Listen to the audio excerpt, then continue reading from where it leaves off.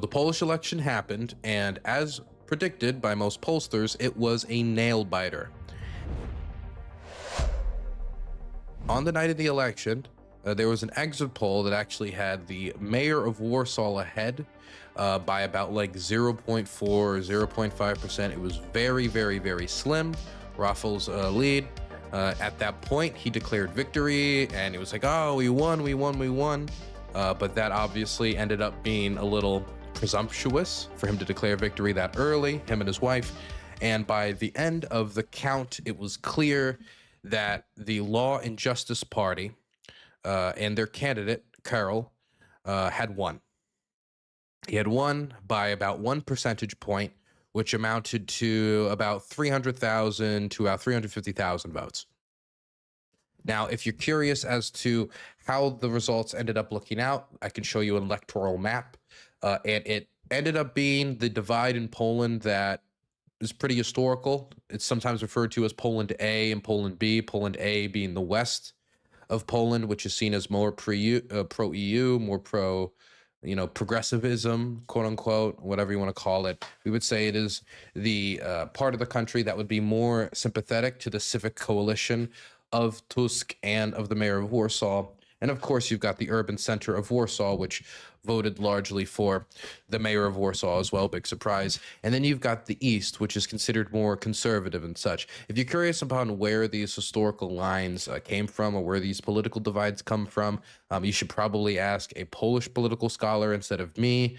People point to a few things like the German-Soviet divide or a few different, but I'm not going to get into it. Point is, the East is considered more, generally speaking, conservative leaning, and the West of the country is considered more pro-EU, liberal leaning, so to speak. Anyway, so the election seemed to match those historical trends, but Karol was able to squeak out a victory in this nail-biter of an election. He declared victory, rah for law and justice. Now, what does this mean for Poland, and what does this mean for Polish foreign policy? Because I do believe that this is going to have a pretty significant impact on Polish politics, and is, I think, going to, by extension, possibly lead to a significant impact on international European defense politics. Now, how big of an impact that is, it's going to depend on a few factors. But first, let's start with the immediate aftermath impact. So, the immediate aftermath impact was that the Prime Minister of Poland, which is from the opposing, more liberal party, seen as more pro-EU party, and this election seen as more pro-Ukraine party due to the rhetoric from Karol, especially after the first round when he went for Mencen and Bronze votes in the Crown Party and the Confederation Party. In order to get their votes, he had to commit against sending Polish troops to Ukraine, and he had to commit to not allowing Ukraine to join NATO, as well as doubling down on a bunch of I don't know how to call it besides historical trauma, and we'll get back to this in a bit. And some of this seems, from an outside perspective, very silly when it comes to, trying to dictate defense policy or moving forward with the Ukrainians. And that's not to say that the tragedies themselves are silly. That's to say that I think it makes for a silly defense policy, and we'll get to that in a moment. But the most immediate impact after this is the Prime Minister Tusk. He has called for a vote of no confidence. What a vote of no confidence is that in Poland's parliament, they're going to have the different legislators vote on whether they're confident in the government of Tusk, or they're going to vote on whether they're not confident.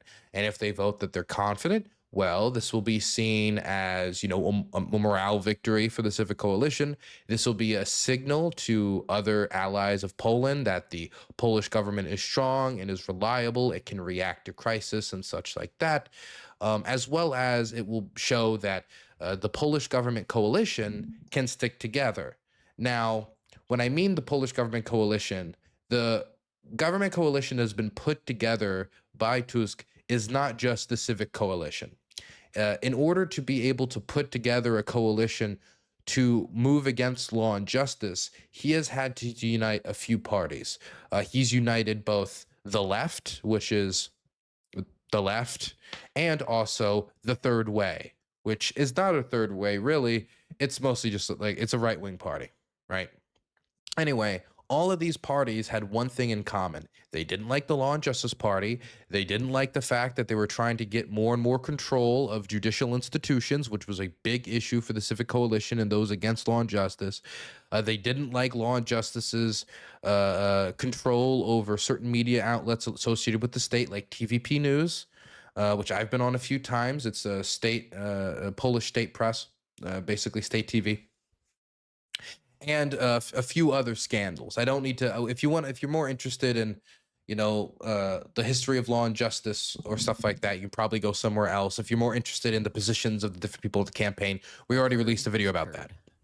Oh, and there's also this other thing that they didn't like, and it's not necessarily unified here, but this is something I do want to mention because I have talked to those who are related to the Law and Justice Party in governmental positions, and I've questioned them about this, and it makes them very uncomfortable usually.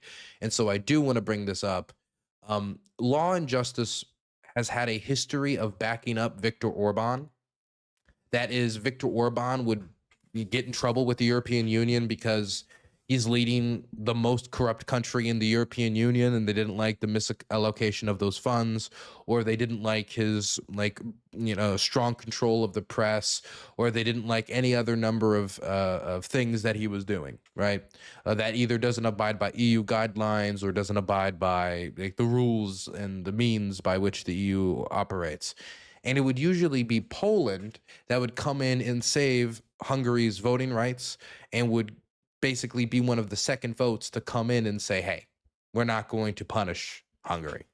Now, after Tusk won, Viktor Orban, was in a kind of precarious position until Fico won in Slovakia. And by winning in Slovakia, this more nationalist, sovereigntist, and Russian-friendly candidate, relative to Europe, of course, Russian-friendly candidate won in Slovakia, then Viktor Orban had an out. And that out was possibly Slovakia. But with Law and Justice possibly returning the power for the presidency, and the president of Poland having both veto power and strong power over Poland's foreign policy, maybe it's returning to those old ways where Poland could back up Viktor Orban again. Now, that, if it will really happen in its entirety, will be dependent again on this vote of confidence. Because if the vote of confidence happens and this stringent this strained coalition that the Prime Minister of Poland has put together with the left, the right, and the center in order to be against the Law and Justice Party, if it stays together through the no confidence vote, then we're going to have a divided Polish government, and there's a chance that over the next 2 years it's going to be more an administrative state where they're not doing a lot of reforms when it comes to, say, the restrictive abortion laws in Poland that doesn't allow you to abort even in cases where the fetus will be born and won't be able to live and it will just suffer, or any of the other domestic reforms that they wanted to do. They won't be able to do that because the president has veto power. But also, of course, the president has a significant amount of influence over foreign policy, which right now is quite important. And so that's the first outcome. Now, the second outcome, and this is the outcome that I think concerns me quite a bit more, is that let's say Tusk fails his no confidence vote, and the left breaks with him. That would be very dumb, but the left breaks with him, or Third Way breaks with him, or for whatever reason he doesn't have enough votes in the parliament to stay. What's going to happen is that the Law and Justice Party will be allowed to put forward a candidate, and they'll see if they can get a vote of confidence to be sworn in as prime minister. And that means the election for president then gets the Law and Justice Party a prime minister as well. And now they control both the prime ministership and the presidency. They control, they have the control now of that executive branch of Polish government. Now, That's unlikely. It's unlikely that they would immediately be able to like pass that no confidence vote. And so what would be a lot more likely is that after that fails, snap elections would be called, and then we would see what comes from that. Now, I don't want to tell you exactly how those snap elections can go after seeing the liberals in Canada turn around and literally dig themselves out of the political grave and then deliver a victory for the liberals. That tells me that you're never really politically dead. But of course, you're a victim of circumstance. And Trump was an interesting circumstance. I don't know if they're going to have that version of it. But this would be of concern to the civic coalition and to those who are not friendly to law and justice, due to the fact that we just had an election in Poland and law and justice won by a percentage point. So if you immediately call a snap election after, who's going to win? Who's going to win? Now, it's going to be difficult in that situation, I assume, for them to turn it around. Maybe they could, maybe they couldn't. But here's the risk. Not only law and justice getting the presidency, but here's the bigger risk. Because while law and justice, and we're going to get into it in a moment, while law and justice doesn't have a perfect record on Ukraine, it's not like they're literally destroy Ukraine. They're not like republishing Russian propaganda. If anything, they at least they are not friendly with the Russians enough that they have to like tolerate the fact that Ukraine is strategically of import to them, right? That it's Ukraine then them, you know. Has occurred. Now here's the bigger risk. If they have another snap election, it's not just about law and justice getting a bunch more seats in Poland's parliament. It's not just about that. It's not just about like who wins the prime ministership. The big thing that would worry me is if Confederation, which is the more right wing, I would say anti-Ukraine party, or Crown, the Crown, which is Gregor's Braun party, which is as far right as you can really get on the spectrum and as anti-Ukraine as you can physically imagine. I mean, this is a guy who tackled a Christmas tree because it had Ukrainian ornaments on it. This is a guy who doesn't want to see a single bit of military gear go from Poland into Ukraine. This is somebody who wants to see the Ukrainians subjugate themselves to the Russians, give some form of surrender to bring about peace. And his way to bring about peace is through the subjugation of the invaded, not the retraction of the invader.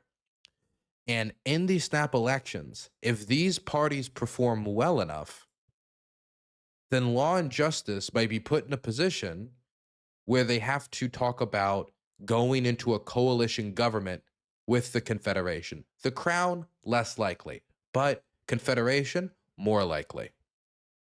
And if they have to go into a coalition with a party where their candidate, Menson, asked them on his podcast, which he asked them to come on for his endorsement, and they said, look, I need you to say you're not going to send any troops to Ukraine. I need you to declare against NATO membership and stuff like that. Look, there's already a concern on whether or not Karol is going to deliver on that promise of Ukraine's not going to be in NATO. I think the troops thing he'll probably deliver on, but whether or not he's going to keep that position of Ukraine cannot join NATO because he thinks it's politically convenient now that Trump has that position as well. Therefore, again, further weakening leverage at the negotiating table, giving stuff up to the Russians before you even engage in conversations with them, making the same mistake that the United States government made. We're now watching the Europeans make. That, of course, is of concern.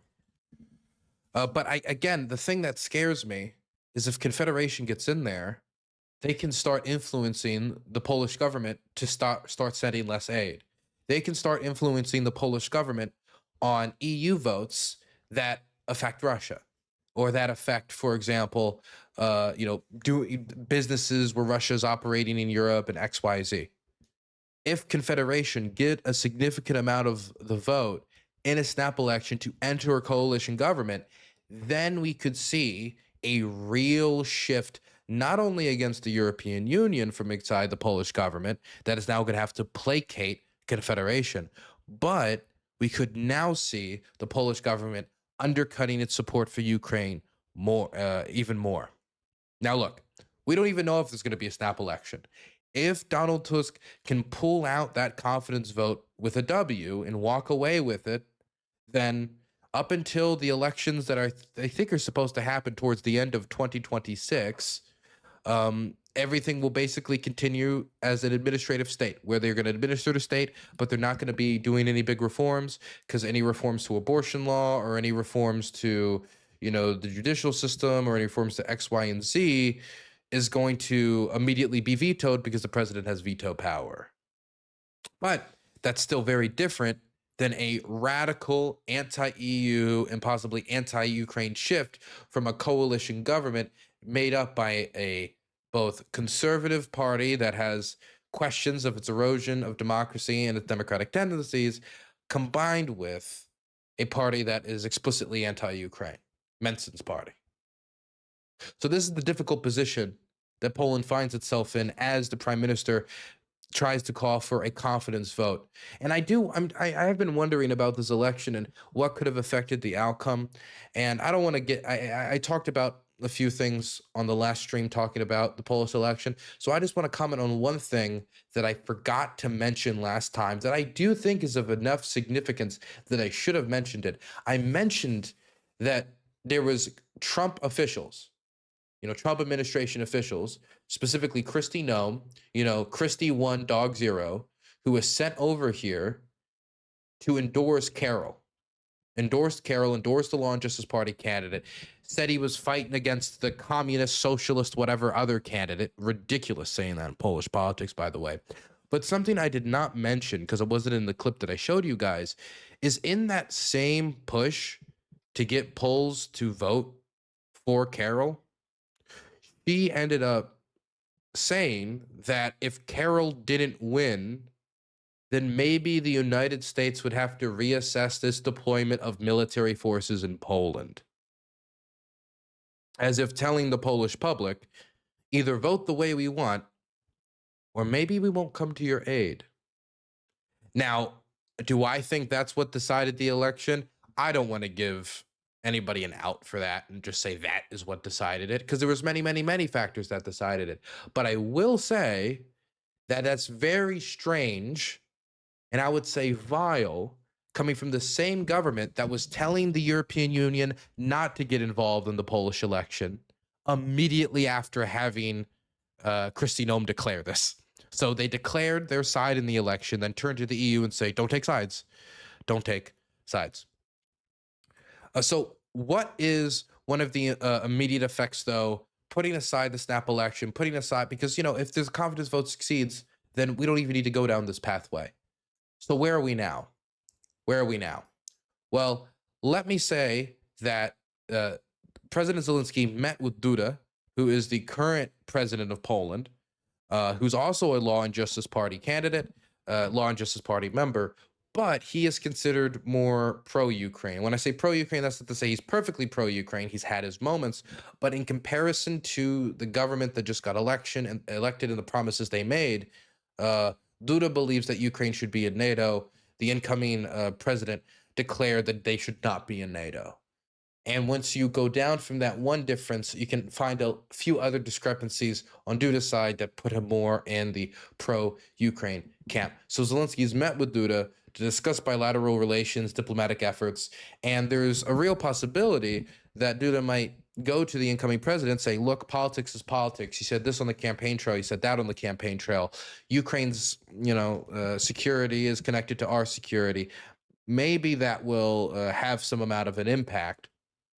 But Zelenskyy also tweeted out at Karol, congratulating him on his victory in both English, Ukrainian, and in Polish.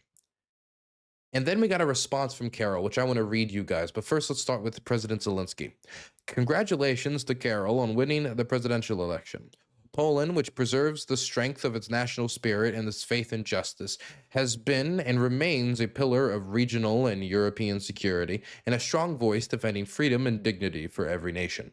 By reinforcing one another on our continent, we have greater strength to Europe in global competition and bring the achievement of real and lasting peace closer. I look forward to the continued fruitful cooperation with Poland and with President Karol personally. Then he responded Dear President Zelensky, thank you for your message. I am looking forward to continued partnership of our countries based on mutual respect and understanding. I believe it requires not only good dialogue, but also solving overdue historical issues. We'll get back to that in a moment. Poland has been Ukraine's strongest supporter against the Russian aggression. No other nation understands this threat more than we do. Well, we excluding him, but whatever. I hope we'll continue to work together for the common good, for settling the unsettled past, again, historical issues, and building a safe future together. Now, what's this reference to overdue historical issues or the unsettled past? What is this in reference to? And like the first comment you can see is from Jay in Kiev, a very pro-Ukraine account who's making some pretty wild posts online sometimes. Russians are very much looking forward to Poland and Ukraine reopening a 90-year-old wound. What does that mean? Well, they're referring to the Volyn massacre, but it's not just the Volyn massacre, but that's the style of what they're referring to, which was a massacre done by pro-Ukrainian nationalists against a whole set of like Polish villagers. A whole set, like it was like a collection, but no, like a bunch of Polish villagers. It was a massacre. A massacre. And this historical atrocity is something that, you know, the Poles obviously don't look upon very fondly. And there has been some push by the last government and by Karol on the campaign trail to settle this issue, to have the bodies exhumed of these victims, to have them transported to Poland, and to have this issue settled, maybe have some formal apology from the Ukrainian government for these massacres. Now, to be clear, it wasn't the violence between Ukrainians and Poles were not like one-sided. It wasn't just like the local Ukrainian boy walked down the street and punched the local Polish boy over and over again for like 300 years. There were also massacres of the inverse. It's just this is one of the most infamous massacres and was pretty bloody and is a really, really sore spot between these two nations. And so Karol has made it a point on the campaign trail, but especially the parties that endorsed him, like the Crown and Confederation, made it a really big point that these issues need to be settled because Ukrainian nationalists slaughtered us in X, Y, and Z, and a lot of sometimes sandwiched with some like patriotic chest beating, you know?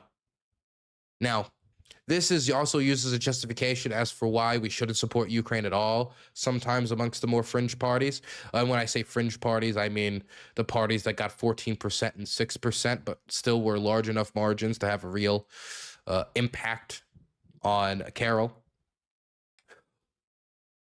But listening to this, and if I'm taking this as like a serious proposal and not just like campaign speak, but a serious proposal, I mean, I'm left with a question of what are they supposed to do? What are they supposed to do? Because here's Polish media showing that as of a month and a half ago, the Ukrainians have already started the exhumation of the victims of the massacre. Poland and Ukraine have started exhumation work in the Ukrainian village of Putstik to recover the, sorry, I pronounced it wrong, to recover the remains of a Polish victims of the Volyn massacre. This is from the Polish Ministry of Culture and National Heritage. Here's Ukrainian media covering the same thing. What are they supposed to do? They're doing this. They're doing the thing that was asked of the last Polish government. And now when we say righting these historical wrongs, what's going to be asked of Ukraine? If it's not just the exhumation, does there have to be a memorial put there? Is that what they want? Do they want a formal apology? My God, they can't expect reparations in the state that Ukraine's in, can they? So what exactly are they expecting? What exactly do they want? To me, this seems more like, to be blunt, nationalistic politics being used for electoral purposes. That this is historical trauma, that many, even some living Poles might remember the period where these, militias and movements were still going on, especially very older ones. This is not a million years ago. It's like old history compared to me, 80, 90 years ago, but it's still very much in the national consciousness of Poland. And so they want to have it addressed in some manner. But what more are they going to be asking for here? I mean, if all that's going to be asked is like some speech where Zelenskyy talks about the need for us to, remember the tragedy of XYZ, well then like this is just like this is virtue signaling. This is virtue signaling, saying that we need to address this right now. And I mean, like, to be honest, like if he's saying that, this is the big national security crisis of our era, this is really important. This is really something we need to deal with. Should we be even entertaining that like support for Ukraine or any of this could be contingent on these things? Not to mention the parties that endorsed him, even if Ukraine personally had state guard military funerals where they put them in the back of like a horse-drawn carriage and slowly bring every single set of bones back correctly identified in a long process by Ukrainian scientists and then brought them back to Poland. It's not like Gregor's Braun is gonna say, okay, Ukraine should be in NATO and send aid to Ukraine. It's not like Confederation is all of a sudden going to be like, okay, we're now massively in favor of Ukraine. Let's send them tons and tons and tons of aid. I don't think that's going to change. It might give Karol some political maneuverability to move around, though. He used this as a political chip on the campaign trail. Now he's talking about it in the replies of Zelenskyy, indicating to me that he does want to move around in some capacity on this issue. The question is, how? The question is, how does he want to move around on this? And how much of this was campaign speak? And how much of this was, I'm being serious, there's something that I'm truly offended by and we need to move on? That could really end up affecting Polish-Ukrainian relations as the war goes forward and American support drops off.